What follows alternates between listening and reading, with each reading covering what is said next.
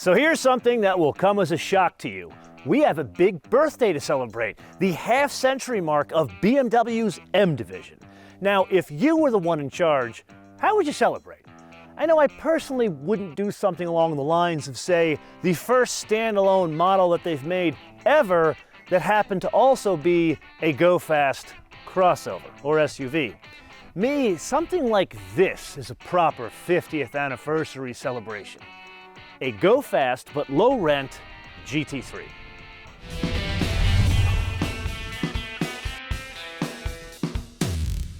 Okay, so let's say for the sake of discussion we got approval from the board of BMW AG to make our low-rent GT3.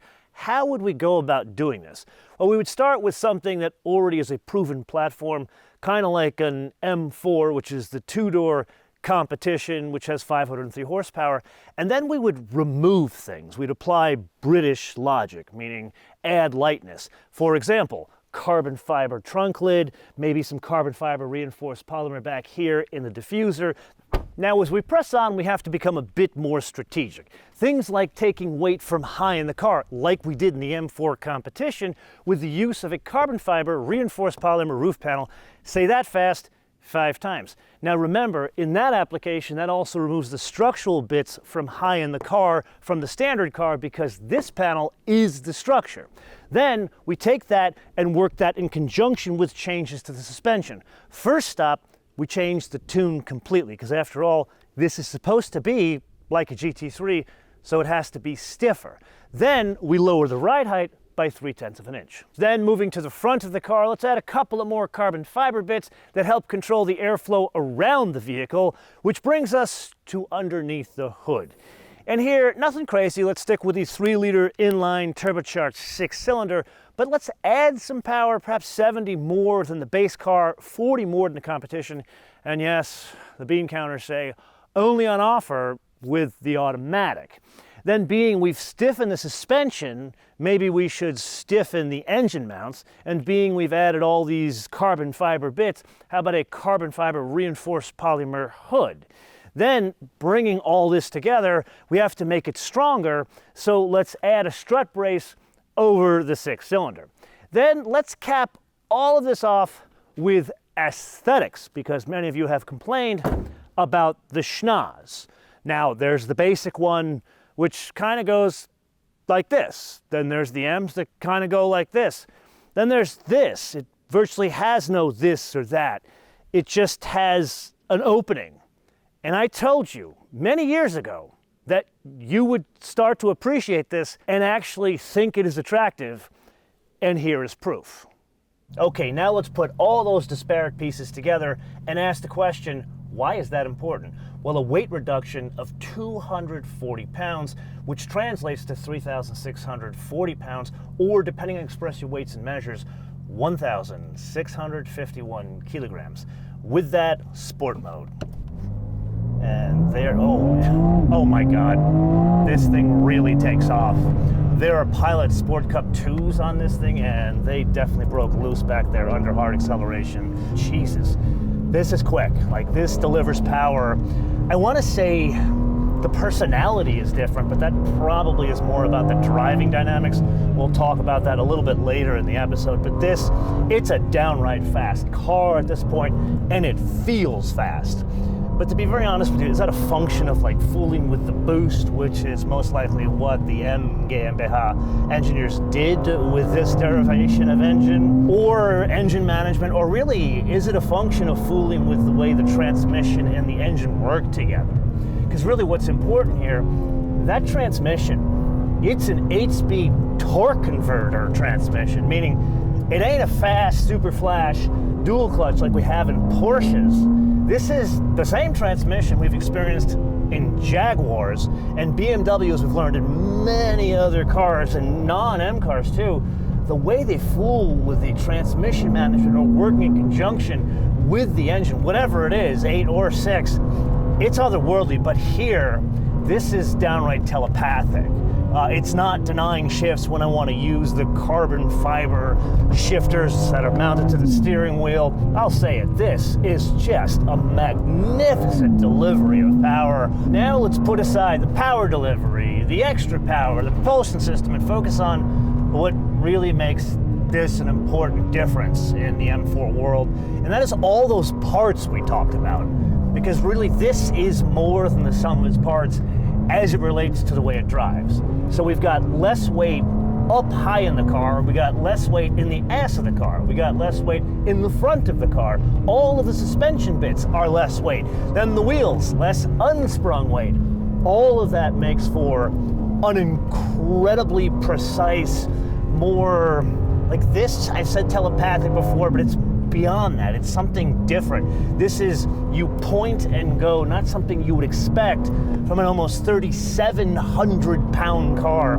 This feels is really like a magic trick. It feels like a 3,200 pound car. So translated, this is not about lightweighting. Rather, this is about taking weight away in specific areas of the vehicle, and that pays dividends elsewhere. Like, for example, the steering.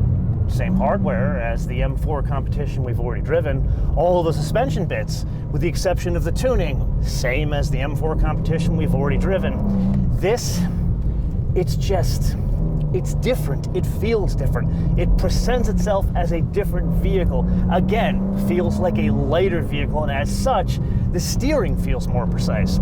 The brakes, 15.7-inch diameter rotors in the front, 15 in the back, carbon ceramic. Not that we haven't experienced those before, but again, they can cash more checks here because it's working with less weight.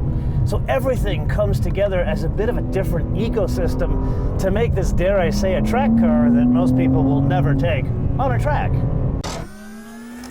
Yes, it is indeed that time again to play your favorite game on the options game with today's contestant, an incredibly special BMW M4. This is the M4 CSL for a base price of built-in $139,900, which brings us to an obvious question. How much was that most basic M4 with the manual we drove? That at a base price of $72,995. And then the next obvious question, the M4 competition, the one that had the carbon ceramics, which were optional, how much was that one all kitted out? That was about $104,000. That brings us to the color, and here, you know I am not a fan of grays, but this, it came when I was away at the Chicago Auto Show, so I was sitting in the garage. We pulled up from getting back from LAX, and the door opens, and I swear, I thought I climbed Mount Hebron and saw Jesus himself. Frozen Brooklyn gray metallic. In BMW speak, frozen is a matte color. Here with all the bits, the trim of the CSL works incredibly well. Then what's standard, what isn't? Like all the carbon fiber bits, including this like a ducktail spoiler in the back, that's all fitted as standard for almost 140 grand. So really there's nothing to add to this. The only thing is that color for $4,500. Now, I would be remiss if I didn't mention something that's fitted as standard that's also making its debut across the BMW range here in the US at least, and that is a special kind of laser headlight package that changes the DRL to yellow. Now, yeah, that's something you would see more in France, but on a car like this at a special time of day, it looks absolutely sinister. Which brings us to how many of these are going to be built. And as you can imagine, for 140 grand, not many people are going to buy them, but not many people are going to have the opportunity to buy them. It's going to be limited to 1,000 units globally. BMW has not told me how many of those are going to the US. I would guess 4, maybe 500 to the US. And that brings us to the only other thing we have to add here, which is the destination handling von Dingelfing Deutschland for $995, which is $600 cheaper in destination than a supposedly $20,000 Ford Maverick. And that brings us to the total retail price of $145,395. And now it's that time for you and I to have a come to Jesus discussion about something that has been slapping you across the face this entire episode, and that would be the seats. So for those of you that are not fans of the carbon buckets that are made in-house by BMW in Munich, that are installed in the M3, the M4, and now the M8, you are really going to hate these. Basically the same concept, but there's no adjustability, meaning they're not electric. The backrest does not move at all. It is completely a fixed shell racing bucket seat that is meant for 5-point harnesses. You do have that thing that kind of holds your thumb here. It does light up with a CSL in the backrest, which is pretty cool. And then they go a step further and they completely remove the back seat in the whole lightweighting department, which does make a difference and I think is pretty cool. After all, this I would consider a inexpensive and direct competitor to a 911 GT3.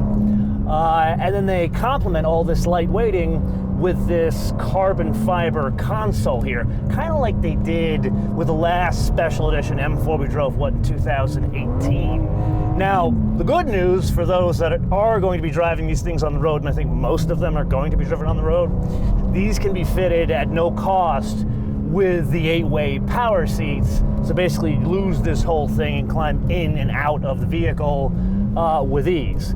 I will say even the most ardent track rat would have a hard time getting in and out of this car. I don't do it elegantly. Now I'm bringing the interior all together, 2 interesting fun facts.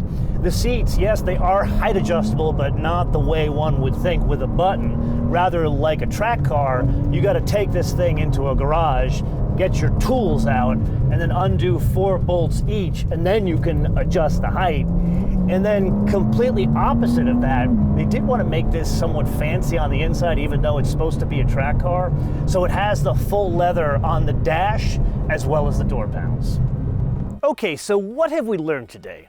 To answer that, let's equate this to the vehicle it's trying to be, and that is a GT3. The delta between all the 911s and a GT3 is massive because of, yes, the engine made of frankincense and myrrh and the change in the suspension. It's like this. It is worth the money.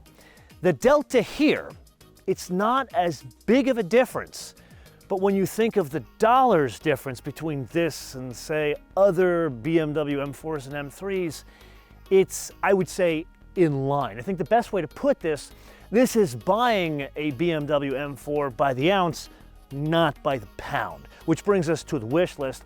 And here, it's not specifically for BMW. This is for all car manufacturers that want to do these types of limited run vehicles with very exotic materials, like in this case, carbon fiber and carbon fiber reinforced polymer. Now, the opportunity that these materials bring to an OEM is they allow them to change the shape pretty drastically on a low production level. So in this case, there's a change in the hood you don't necessarily see from outside the car, but from behind the wheel. The sight picture is completely different. And that's something that's more organic in shape and makes the vehicle feel different, and thus may go a long way to substantiating 140 grand. Now, different strokes, different folks, but other manufacturers have used this to great effect in different parts of the car. So the ask here is, if you're going to make low production vehicles like this, how about we get a little bit more unique with shaping carbon fiber or other bits to make the car look somewhat separate, more separate from the serial production car. But I am just one man, and this is the point of the episode where I turn this around to you to opine in the comments below, or via our social media, MotoManTV all one word, MotoManTV all one word, Facebook, Twitter, and Instagram. And with that, if you got value out of this episode, I would greatly appreciate you sharing these with all your friends on your socials and clicking subscribe as well as notifications. Until I see you in the next episode, be später.